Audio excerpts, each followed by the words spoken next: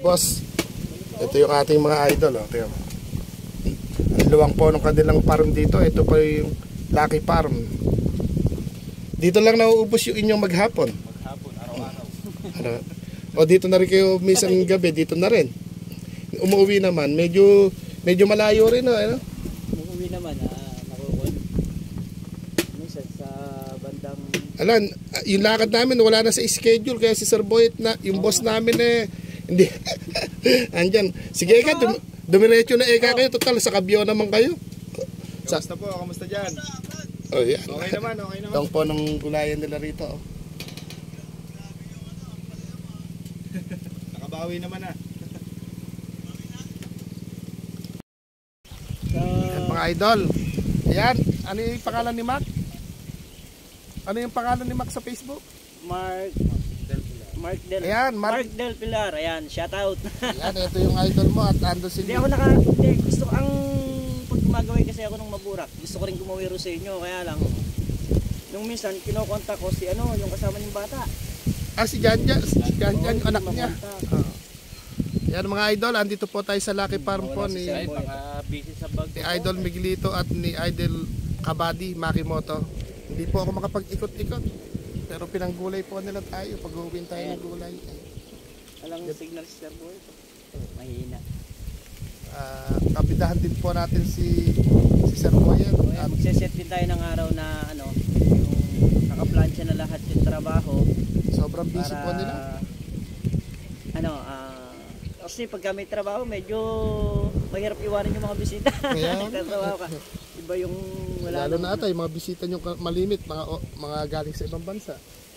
Hindi, kahit galing dito, kahit galing sa ibang bansa, kumbaga sa iba talaga yung nakaset yung gawa ng makakapag-prepare din kami. Bagay. Tsaka yung trabaho kasi hindi mo pwedeng tega-tega din sa gulayan.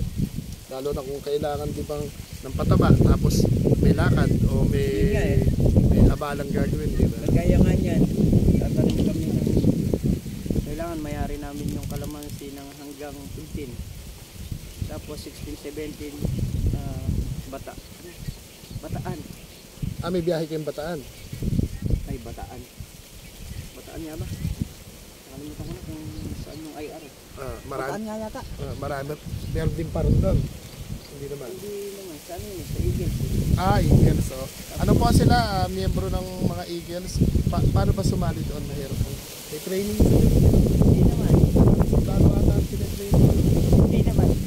Dahil sa Guardian, gano'n parang training din kayo, di ba? Oo, may training din.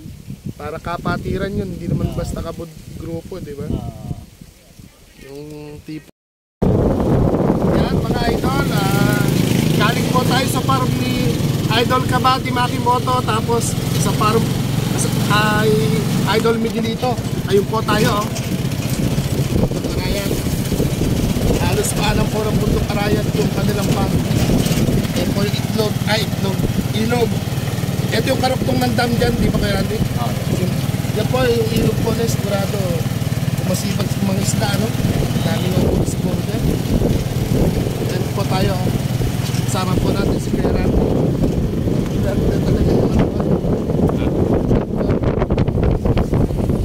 Ayan, nalibot po kami sa farm ni Idol Makimoto at ni Idol Miguelito.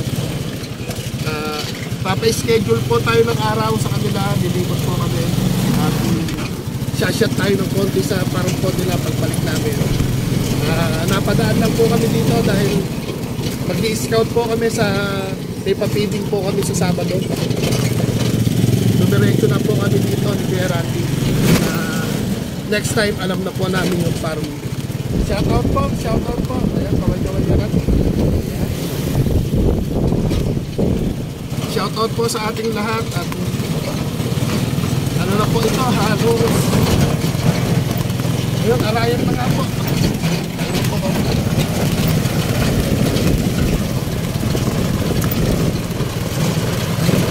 Medyo na-approve lang po yung daanan. So tayo natin sa may paanan ng Arayan. Pero Nueva Ecija pa nakasama. Pero tumawid na ng ilog, arayat na rin po siguro. O po, papaalam na po kami. Papunta naman kami kay Randy sa Pulo. Po sa Pulo sa Isidro, magbabayas po.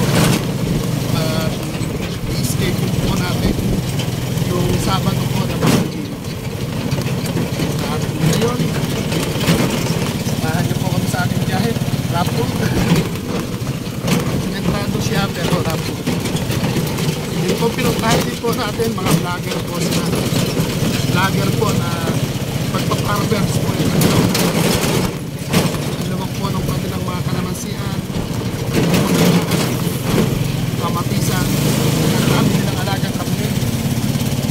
Ano po, hanggang dito na lang po at abangan nyo po yung aming mga gagawin. Shout out kay Idol Miguelito at Robs at kay Idol Kabadi Manimoto. Shout out po at saka sa mga